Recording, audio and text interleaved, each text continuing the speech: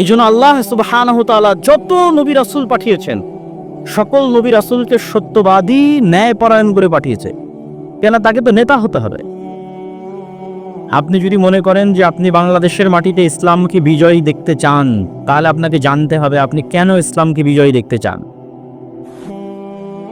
আপনাকে যদি আমি বলি যে ইসলাম মানে হচ্ছে সকলকে বাধ্যতামূলক এখানে পর্দা করতে বলা হবে, আপনাকে যদি আমি বলি সকলকে বাধ্যতামূলক এখানে সালাত আদায় করানো হবে, তাহলে তো আপনারা সবাই ভয় পেয়ে যাবে যে তাহলে আর ইসলামিক খেলাফতের দরকার নাই বাবা। কেননা হাজার হাজার মানুষ এখানে বসে আছেন যারা হয়তো নিয়মিত সালাত আদায়ের সুযোগ পান না বা আগ্রহ থাকলেও করেন না। হাজারো মানুষ আছে যারা হয়তো মুখে দাড়ি রাখেননি, তখন ভয় পাবেন থাক ওই ইসলামিক খেলাফত দরকার নেই, গণতন্ত্র আছে, গণতন্ত্রই থাক। কিন্তু আপনাকে জানতে হবে যে এর ঊর্ধ্বে উঠেও, এই ইবাদাহ এবং হুকুম আহকামের ঊর্ধ্বে উঠেও ইসলামী খেলাফতের আরেকটি চেহারা আছে যেটি আজকের আন্তর্জাতিক বিশ্ব আপনাকে দেখতে দিতে চায় না। আন্তর্জাতিক বিশ্ব আপনাকে বুঝাতে যায় দেখো ইসলামী খেলাফা মানে এভাবে রজম করে হত্যা করা হোক, ইসলামী খেলাফা মানে এভাবে তোমাদের হাত কাটা হবে। মানে জাস্ট ভীতিকর চেহারাটা জনগণের সামনে তুলে ধরা, যেন মানুষ কখনোই অন্তর থেকে জাস্ট মুখে তাকবীর দেওয়ার সময় আছে কিন্তু বাস্তবে চাওয়ার সময় কেউ চাইবে না যে এখানে ইসলামী খেলাফা প্রতিষ্ঠিত হোক। কিন্তু ইসলামী খেলাফা বা ইসলামী রাষ্ট্র ব্যবস্থার একটা পজিটিভ দিক আছে, এটা এখন আমাদের আলোচনা করতে হবে, জানতে হবে, এটা জানার সুযোগ মানুষের মধ্যে আগ্রহ আছে। এখন মানুষ 16 বছরের ফ্যাসিজম দেখেছে, দুর্নীতি দেখেছে, অন্যায় অত্যাচার গুম খুন দেখেছে। এখন মানুষ মনে করছে আমরা ভালো একটা অবস্থার দিকে এগিয়ে যাব, কিন্তু সত্যি বাস্তবেই কি ভালো একটা অবস্থার দিকে এগিয়ে যাওয়া সম্ভব? যেতে চাইলে কিভাবে সম্ভব? তো ইসলামী খেলাফা এবং রাষ্ট্র ব্যবস্থার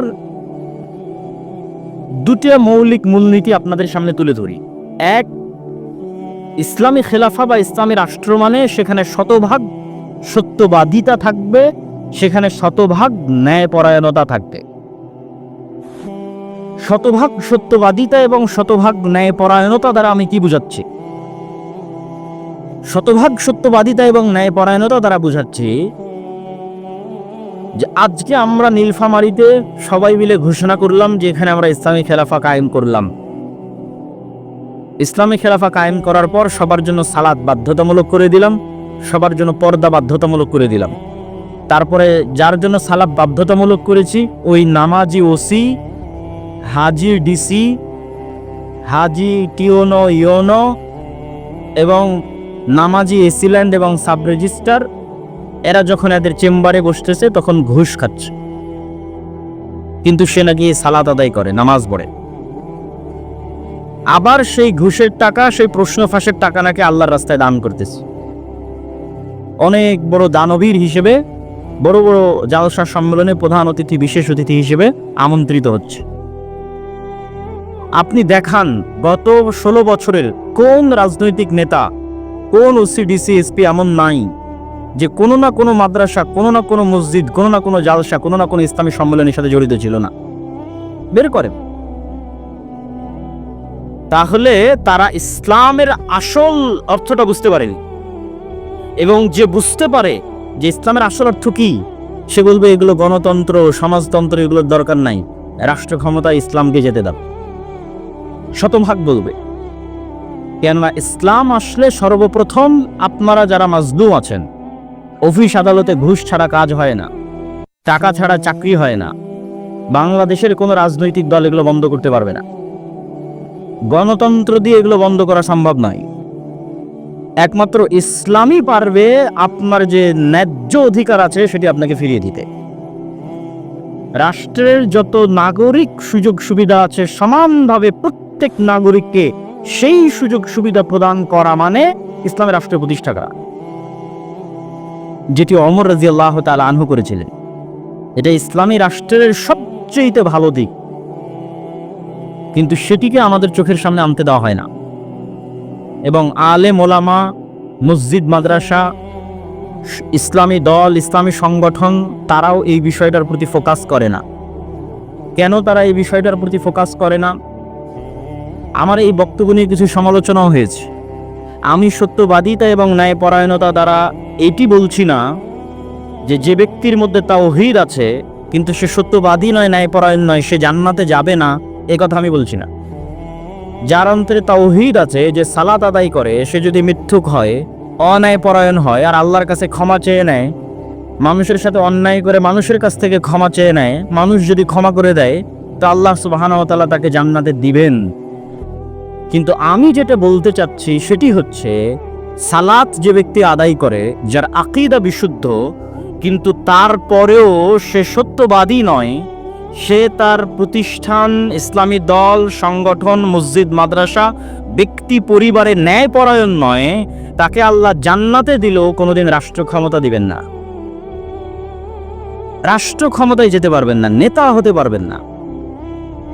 এই জন্য আল্লাহ সুবহানাহু ওয়া তাআলা যত নবী রাসূল পাঠিয়েছেন, সকল নবী রাসূলকে সত্যবাদী, ন্যায়পরায়ণ করে পাঠিয়েছে। কেন? তাকে তো নেতা হতে হবে। আমার নবী মুহাম্মদ সাল্লাল্লাহু আলাইহি ওয়াসাল্লাম যদি আবু সুফিয়ানের সাথে কখনো মিথ্যা বলতেন, যদি আবু সুফিয়ান রাদিয়াল্লাহু তাআলা আনহুর প্রতি চুল পরিমাণ কোনো জুলম বা অন্যায় করতেন, তাহলে আবু সুফিয়ান রাদিয়াল্লাহু তাআলা আনহু তার নেতৃত্ব মেনে নিতেন না, আর আল্লাহর নবী নিজেও নেতৃত্ব প্রদানে অযোগ্য বলে বিবেচিত হতেন। তো আল্লাহর নবী শুধু মানুষকে ইসলামের সঠিক আকীদার, সালাতের দাওয়াত দেননি, তার ন্যায় নিষ্ঠা এত উঁচু পর্যায়ের ছিল যে তৎকালীন বিশ্বে কোনো রাষ্ট্রনেতা, কোনো কাফের মুশরিক ন্যায় নীতি নিষ্ঠায় আল্লাহর রাসূলকে পার করে চলে যাবে এরকম কেউ জন্ম হয়নি। ফলত সবার মাথা তার সামনে নত থাকত। মাথা নত থাকতো তার ইসলামের দাওয়াতের কারণে নয়, তার ব্যক্তিগত চরিত্রের কারণ। যে মানুষ মিথ্যা বলে না, কারো প্রতি অন্যায় করে না, তার সামনে যদি মাথা নত না থাকে তো কার সামনে মাথা নত থাকবে? আর আল্লাহ সুবহানাহু ওয়া তাআলা যে পুরো পৃথিবী পরিচালনা করছেন, আল্লাহ কি বলেছেন? কুলিল্লাহুম্মা মালিকাল মুলকি তুতিল মুলকা মান তাশা।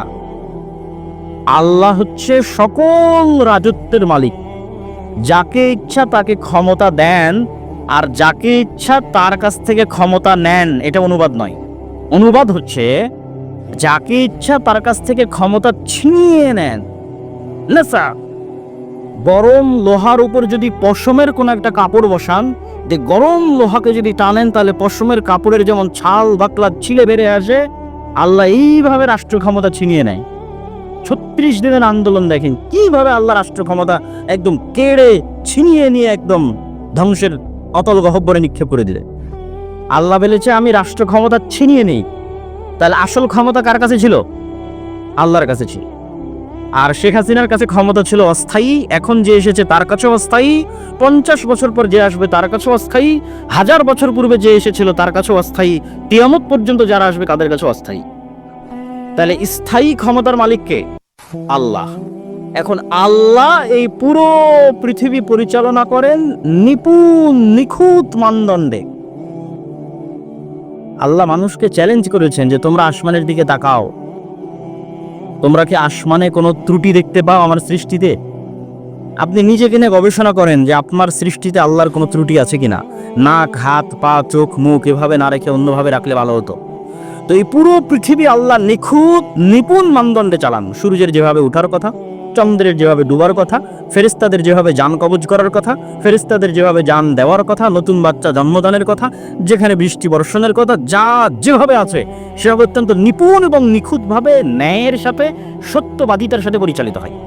তাহলে আল্লাহ তার ক্ষমতা ব্যবহার করেন ন্যায়পরায়ণতার সাথে। এই জন্য আল্লাহ সবসময় নিজেকে কি বলেছেন? কোরআনে দেখবেন আল্লাহ সবসময় নিজেকে বলেছে আজিজুন হাকিম, আমি মহাপরাক্রমশালী তবে প্রজ্ঞাময়। দুটো একসাথে লাগানোর কারণ কি? আল্লাহ যদি বলতেন আমি শুধু মহাপরাক্রমশালী, তাহলে যাকে যা ইচ্ছা তখন তাকে তাই করে দিতাম। কিন্তু আমার ক্ষমতা আছে, কিন্তু আমি হাকিম, প্রজ্ঞাময়। এজন্য যা করি ন্যায়ের সাথে করি, যা করি সত্যবাদিতার সাথে করি। তো এখন আপনি ইসলামের নামে, আল্লাহর নামে, আল্লাহর রাষ্ট্র ক্ষমতার অংশ আল্লাহর দয়ায় নিবেন। আল্লাহ আপনাকে দিবে রাষ্ট্র ক্ষমতা, কেননা স্থায়ী ক্ষমতার মালিক আল্লাহ। ইসলামের নামে নিবেন, আল্লাহর নামে নিবেন, আল্লাহ আপনাকে রাষ্ট্র ক্ষমতা দিবে। তো যেই আল্লাহ তার ক্ষমতা প্রয়োগ করতেছেন সত্যবাদিতার সাথে, ন্যায়পরায়ণতার সাথে, ওই দুটো গুণ যদি আপনার সাথে ম্যাচ না করে, খাপ না খায়, তাহলে আপনি আল্লাহর দয়ায় কোনোদিন আল্লাহর প্রদত্ত ক্ষমতা পাবেন না। এজন্য আপনি যত মসজিদে যান, মাদ্রাসায় যান, ইসলামী দলে যান, ইসলামী সংগঠনে যান, যত বিভেদ আছে, যত গন্ডগোল আছে, হানাফি কি, আহলে হাদিস কি, যত মত পার্থক্য আছে, এই মত পার্থক্যগুলোর মূলে মাসালা মাসাইল এবং আকীদার যতটা না ভূমিকা আছে। ধরেন দেওবন্দীদের সবার আকীদা এক, তারপরেও শত শত দলে বিভক্ত হয়ে আছে, এক মাদ্রাসা ভেঙে আর এক মাদ্রাসা তৈরি হয়েছে। আহলে হাদিসদের সবার আকীদা এক, তারপরে এক মাদ্রাসা ভেঙে আর এক মাদ্রাসা হয়েছে, এক দল ভেঙে আর এক দল হয়েছে। এই যে আকীদা এবং মাসালা এক হওয়ার পরও যে বিভেদগুলো, এই বিভেদগুলোর মধ্যে ঢুকেন, এই প্রত্যেকটা বিভেদের মধ্যে কারণ আপনি আকীদা মাসালা পাবেন না, কারণ হচ্ছে অন্যায় পরায়ণতা এবং মিথ্যা। হয় যিনি দলের নেতা আমির তিনি অন্যায় পরায়ণ অথবা মিথ্যার আশ্রয় নিয়েছেন, অথবা যারা কর্মী মামুর তার অধীনস্থ তারা অন্যায় পরায়ণ মিথ্যার আশ্রয় নিয়েছে, মানুষের হক যথাযোগ্যভাবে বুঝিয়ে দিতে পারেনি, দায়িত্ব পালনে ন্যায় পরায়ণতা রক্ষা করতে পারেনি। তাহলে আমরা আমাদের এই ছোট ছোট প্রতিষ্ঠানে, ছোট ছোট গণ্ডির মধ্যে আমি ন্যায়ভাবে শাসন করতে পারছি না, সত্যবাদিতার সাথে শাসন করতে পারছি না, তাহলে আল্লাহ কিভাবে আমাকে এই বিশাল রাষ্ট্রের দায়িত্ব দিবেন? এটা অসম্ভব। এই জন্য আলহামদুলিল্লাহ, মাশাআল্লাহ, আপনাদের মধ্যে সঠিক আকীদা আছে, আমল আছে। কিন্তু মুসলমানেরা যদি চায় যে তাদের রাষ্ট্র ক্ষমতা প্রয়োজন, তাহলে তাদেরকে এই দুইটা জিনিসের প্রতি ফোকাস করতে হবে। আপনি ন্যায়পরায়ণতাকে কখনোই এত হালকাভাবে নিয়েন না, কখনোই না। আপনি মনে করছেন না আমি তো ন্যায়পরায়ণ, আপনি আপনার স্ত্রীর সাথে ন্যায়পরায়ণ কিনা এই বিচারে কি আমাদের মাঠে ফেসে যাবে। বাদ দিলাম রাষ্ট্রের কথা, দোকানপাটের কথা, আপনার স্ত্রীর ন্যায্য পাওনা আপনি বুঝিয়ে দিয়েছেন কিনা সঠিকভাবে, এই বিচারে কি আমাদের মাঠে ফেসে যাবেন। আপনি জানেন বড় বড় আলেম ওলামারা বিবাহ অনেকেই করেননি, কেন করেনি? এই ভয়ে করেনি যে তার স্ত্রীর হক, ন্যায্য হক সে বুঝিয়ে দিতে পারবে কিনা। মানুষের হক খুবই কঠিন, ন্যায়পরায়ণতা প্রতিষ্ঠা করা খুবই কঠিন জিনিস। আপনি মনে করেছেন আমি হয়তো সালাত সিয়াম সবকিছু সঠিক আকীদাতে জান্নাতে চলে গেলাম, কিন্তু বাপের সম্পত্তি বন্টন করার সময় বোনকে ন্যায়পরায়ণতার সাথে বন্টন করে দেয়। মানে যেই জায়গায় দামি জমি সেখানে আপনি ভাগ নিয়েছেন, বোনকে দেননি। যেটা দূরে কম দামি আবাদ হয় না সেখানে বোনকে দিয়েছেন। তাহলে এই জমি বন্টনে কি আপনি ন্যায়পরায়ণতা করেছেন? করেননি। তাহলে আপনার মতো দুর্নীতিবাজ চোরকে আল্লাহ রাষ্ট্র ক্ষমতা দিবে আল্লাহর দয়ায়? অসম্ভব।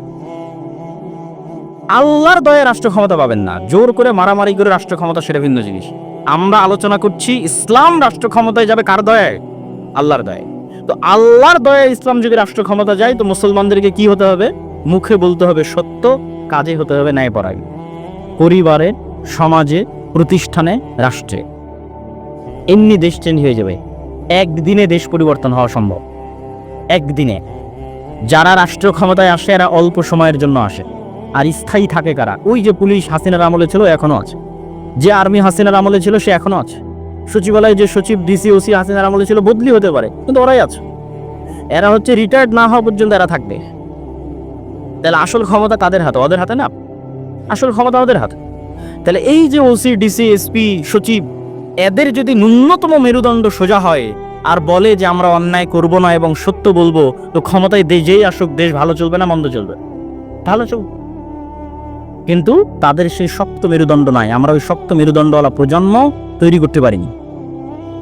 সবাই টাকার কাছে বিক্রি, অর্থের কাছে বিক্রি, অথচ তারা সবাই দাবি করে সে অনেক বড় হাজি, অনেক বড় নামাজি, অনেক বড় দানবীর, বড় বড় জালসার প্রধান অতিথি, বড় বড় জালসার বিশেষ অতিথি।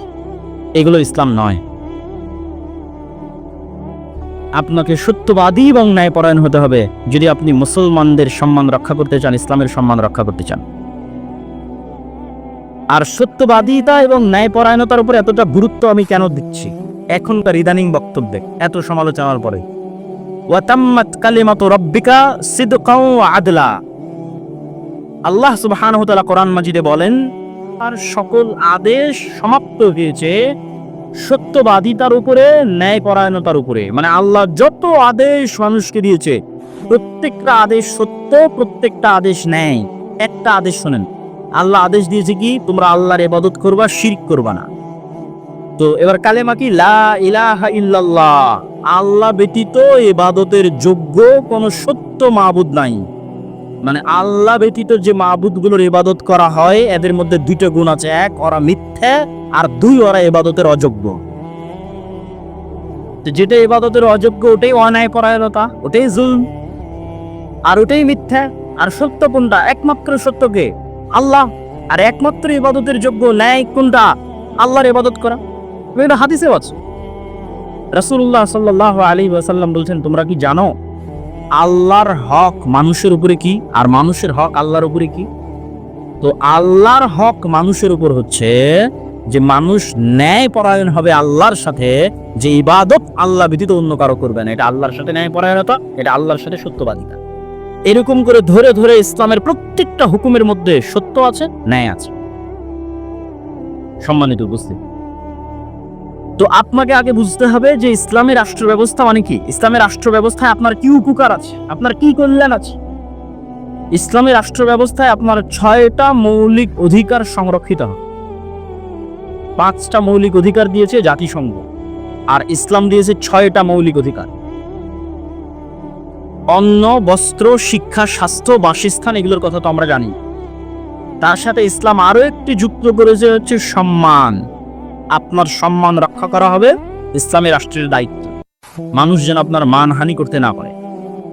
ইসলামী রাষ্ট্র হয় কল্যাণমূলক রাষ্ট্র ব্যবস্থা। কল্যাণমূলক রাষ্ট্র ব্যবস্থায় সকল কিছুর জিম্মেদারি রাষ্ট্রের উপর। একজন মানুষ যদি না খেয়ে থাকে তাও দায়ী রাষ্ট্র। একজন মানুষের যদি ঘর না থাকে বসবাস করার জন্য দায়ী রাষ্ট্র। একজন মানুষের যদি গায়ে কাপড় না থাকে দায়ী রাষ্ট্র। এই জিম্মেদারি নেওয়া হচ্ছে ইসলামী রাষ্ট্র। সম্মানিত উপস্থিতি, তার এই ধরনের ইসলামী রাষ্ট্র প্রতিষ্ঠার জন্য আমরা কি করতে পারি? আমরা কি তাদের ভোটের রাজনীতিতে অংশগ্রহণের মাধ্যমে ইসলামী রাষ্ট্র প্রতিষ্ঠা করব?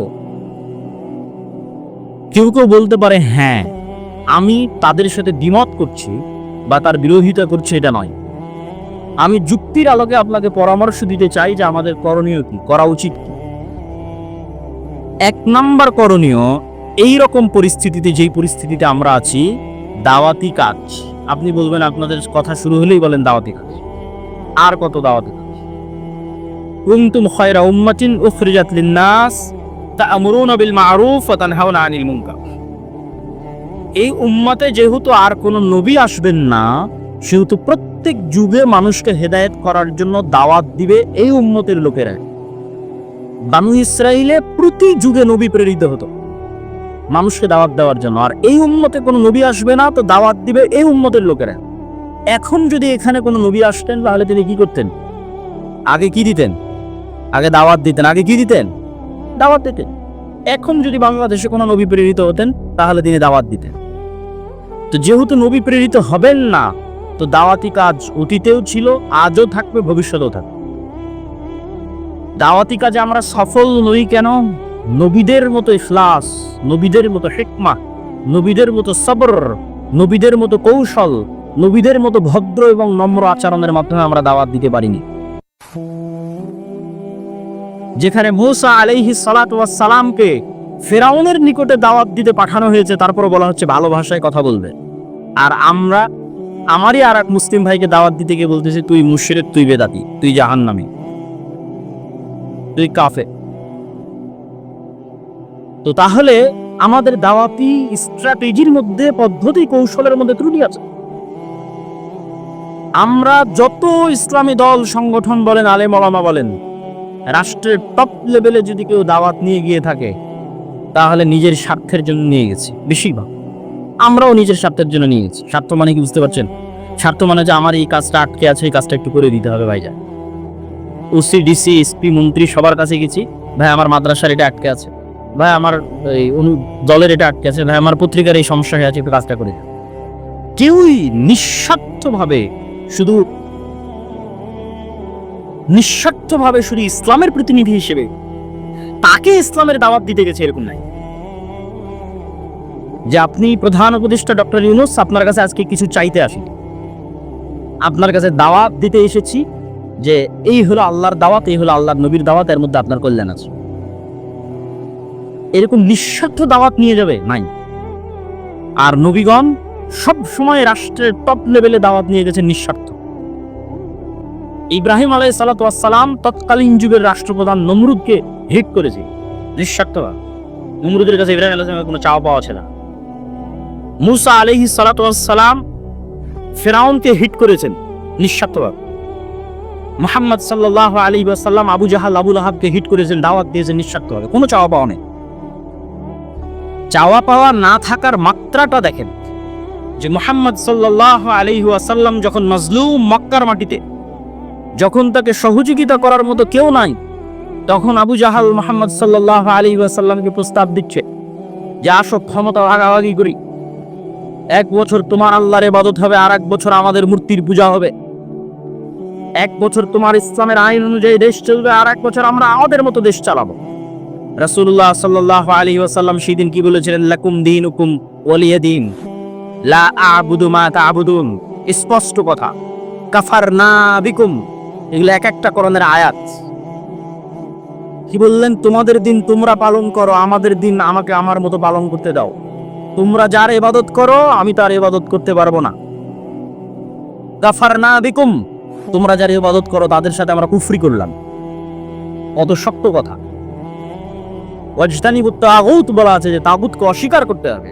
তো তোমরা যার ইবাদত করো, যেই মূর্তির যেই শিরক করো, ওই শিরকের সাথে ওই মূর্তির সাথে আমরা কুফরি করলাম। কাফারনা, অস্বীকার করলে আপোষের তো কোনো প্রশ্নই আসে না।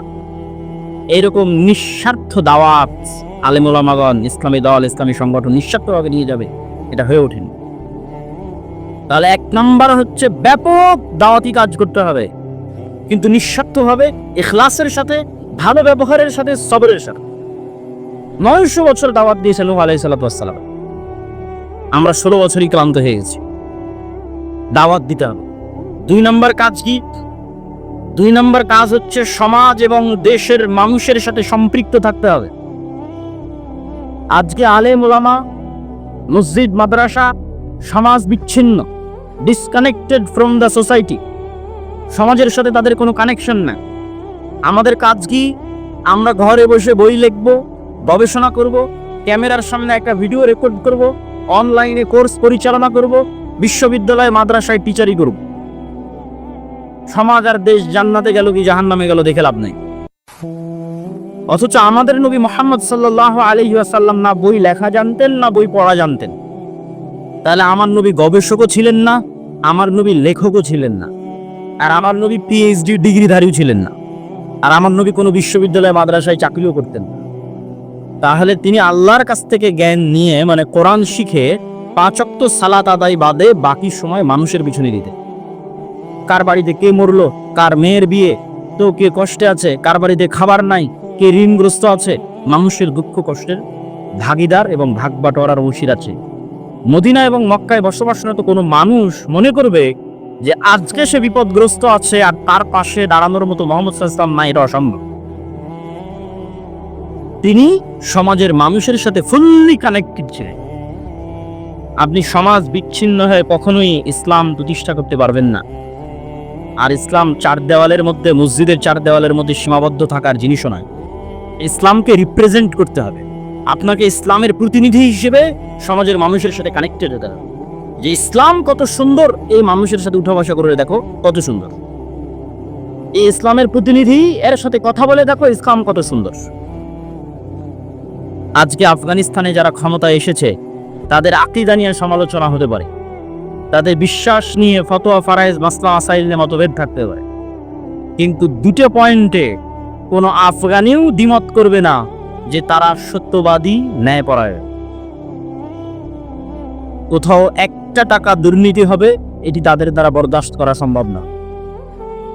তো তারা এই জায়গায় এসেছে কিভাবে? সমাজের মানুষের সাথে সম্পৃক্ত থেকে, সমাজের মানুষের দুঃখ কষ্টের অনুভূতির অংশীদার হয়ে, সমাজের মানুষের দায়িত্ব নিয়ে। যখন রাশিয়ার সাথে যুদ্ধের পর গোটা আফগানিস্তানে গৃহযুদ্ধ, কোনো ল অ্যান্ড অর্ডার নাই, যেমন আমাদের দেশে 3 দিন কোনো সরকার ছিল না, এরকম ল অ্যান্ড অর্ডার বিহীন অবস্থায় খুন, চুরি, রাহাজানি, ধর্ষণ একাকার। তখন এক মাদ্রাসার ছাত্ররা বের হয়ে এক জায়গায় ধর্ষকের শাস্তি প্রকাশ্যে বাস্তবায়ন করে দিয়েছে। তখন মানুষজন কি দেখলো? যে এরা তো ন্যায়পরায়ণতা প্রতিষ্ঠা করতে জানে, এদের কাছেই তো আমাদের জানমাল নিরাপদ, আমাদের ধন সম্পদ নিরাপদ, আমাদের পরিবার পরিজন নিরাপদ। আমরা কি চাই? নিরাপত্তা চাই, শান্তি চাই। তো ওই নিরাপত্তা, ওই শান্তির গ্যারেন্টি বাংলাদেশে বসবাসরত ইসলামের যারা রিপ্রেজেন্টার, ইসলামকে যারা প্রতিনিধিত্ব করে, তারা দিতে পেরেছে কি? তারা তাদের ন্যায়পরায়ণতা, সত্যবাদিতা দিয়ে সেটা ফুটে তুলে ধরতে পেরেছে কিনা? অতএব আপনাদেরকে সমাজের সাথে কানেক্টেড থাকতে হবে। তাহলে 1 নাম্বার বললাম ব্যাপক দাওয়াতি কাজ করতে হবে, 2 নাম্বার বললাম সমাজের সাথে সম্পৃক্ত থাকতে হবে, 3 নাম্বার শক্তিশালী প্রতিষ্ঠান তৈরি করতে হবে। এবার আসবে আপনাদের গণতান্ত্রিক রাজনীতির উত্তর। শক্তিশালী প্রতিষ্ঠান মানে কি? ইউরোপ, আমেরিকা এবং ইংল্যান্ডে গণতন্ত্র কেন টেকসই? ইংল্যান্ড এবং আমেরিকাতে প্রতিষ্ঠানগুলো পাওয়ারফুল, এই জন্য টেকসই। প্রতিষ্ঠান পাওয়ারফুল মানে পুলিশ বাহিনী স্বাধীন স্বতন্ত্র, বিচার বিভাগ স্বাধীন স্বতন্ত্র। ক্ষমতায় বাইডেন কি ট্রাম্প সেটা বিষয় নয়, পুলিশ তার মতো ফাংশন করে, বিচার বিভাগ তার মতো ফাংশন করে। কিন্তু আমাদের ভারত, পাকিস্তান, বাংলাদেশের প্রবণতা হচ্ছে যেই ক্ষমতায় আসে সে পুলিশ, আর্মি, বিচার বিভাগ সবগুলোকে নিজের পকেটের মধ্যে ঢুকিয়ে ফেলে। ফলত এখানে রাষ্ট্র প্রতিষ্ঠান দুর্বল হয়ে যায়, ফাংশন করে না। তো শক্তিশালী প্রতিষ্ঠান মুসলমানদের নাই। কোটি কোটি ভোটার আছে, কিন্তু এই কোটি কোটি ভোটারের প্রতিনিধিত্বকারী শক্তিশালী প্রতিষ্ঠান নাই। আপনি শক্তিশালী প্রতিষ্ঠানের, বেসরকারি শক্তিশালী প্রতিষ্ঠানের 2টা উদাহরণ নেন।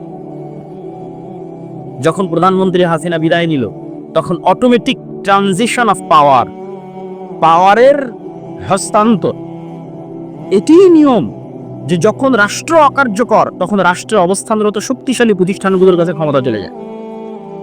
তো বাংলাদেশের সবচেয়ে শক্তিশালী প্রতিষ্ঠান হচ্ছে আর্মি। তো ফলত যখন প্রধানমন্ত্রী হাসিনা বিদায় নিয়েছে তখন অটোমেটিক ক্ষমতা চলে গেছে আর্মির কাছে।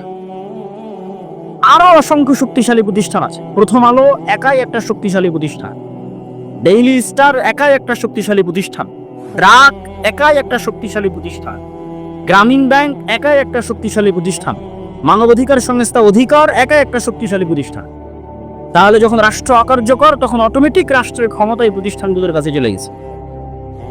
আমাদের কোটি কোটি ভোটার আছে, কিন্তু আমাদের প্রতিনিধিত্ব করবে এরকম শক্তিশালী মিডিয়া না, আমাদের প্রতিনিধিত্ব করবে এরকম শক্তিশালী অর্থনৈতিক প্রতিষ্ঠান না, এরকম শক্তিশালী মানবাধিকার সংস্থা না যে মুসলমানদের প্রতিনিধিত্ব করবে। কি না হলে 5ই আগস্টের চাইতে সুবর্ণ সুযোগ মুসলমান বা ইসলাম ক্ষমতায় যাবে, এর যে সুবর্ণ সুযোগ অতীতেও কোনোদিন আসেনি, পরে আসাও কঠিন। তাহলে কেন পারেননি? কোটি কোটি ভোটার থাকার পরও কেন পারেননি? আপনাদের কারো, এত ইসলামী দলের, এত ইসলামী সংগঠনের কারো শক্তিশালী প্রতিষ্ঠান ছিল না। তাহলে কোটি কোটি ভোটার দিয়ে আপনি কি করবেন যদি শক্তিশালী প্রতিষ্ঠান না থাকে? এরকম 5ই আগস্ট প্রত্যেক 20 বছর, 25 বছর, 30 বছর পর আসবে। কালকে আপনাকে ভোট করে ক্ষমতায় যেতে হবে 5 বছরের জন্য, 3 বছরের জন্য, 4 বছরের জন্য। এটি স্বল্প মেয়াদী পরিকল্পনা। আপনি দীর্ঘমেয়াদে পরিকল্পনা করেন, 50 বছর পর, 100 বছর পর আপনি বাংলাদেশের মাটিতে ইসলামকে বিজয়ী দেখতে চান, তার জন্য কি করা লাগবে সেটা ভাবুন। কাল ক্ষমতায় চলে যাবে এই আকাশ কুসুম কল্পনা 100 বছর থেকে আমাদের হিস্ট্রি পড়া আছে। ইসলামিক খেলাফার পতন থেকে 100 বছর পার হয়ে গেছে। একটা থিওরি পরীক্ষা করার জন্য 100 বছর যথেষ্ট। অ্যাজ এ থিওরি, ডেমোক্রেসি ইসলাম প্রতিষ্ঠার মাধ্যম হিসেবে পৃথিবীতে এখন পর্যন্ত ব্যর্থ। 100 বছর, তো 100 বছর যথেষ্ট। আমি যদি একটু বেশি করে বলি তাহলে অনেকেই কষ্ট পায়, তো একটু বেশি করে বলি, অত বেশি করে বলবো না, একটু বেশি করে বলবো। 15 বছর বা 16 বছর যে আপনারা ফ্যাসিজম বলছেন, এই ফ্যাসিজমে আয়নাঘর ছিল, গুম ছিল, খুন ছিল, দুর্নীতি ছিল। তো আপনি বলেন তো এই 16 বছর ফ্যাসিজম কিসের নামে চলেছে? গণতন্ত্রের নামে চলেছে। কিসের নামে চলেছে বলেন? গণতন্ত্র। এই 16 বছর ফ্যাসিজম, সেকুলারিজম, ধর্মনিরপেক্ষতাবাদের নামে চলেছে না অন্য কোনো নামে চলেছে? হ্যাঁ, ধর্ম যার যার, উৎসব সবার, এটা কিসের স্লোগান? সেকুলারিজমের স্লোগান না, ধর্মনিরপেক্ষতাবাদের স্লোগান। তাহলে ধর্মনিরপেক্ষতাবাদের নামে চলেছে, সেকুলারিজমের নামে চলেছে, লিবারালিজমের নামে চলেছে। তাহলে আপনাকে এই জিনিসটা বুঝতে হবে। এটা বললে বক্তব্য অনেক ভারী হয়ে যায়। আপনাকে এই জিনিসটা বুঝতে হবে যে গত 16 বছর আয়নাঘর গণতন্ত্র আর ধর্মনিরপেক্ষতাবাদ বানিয়েছে।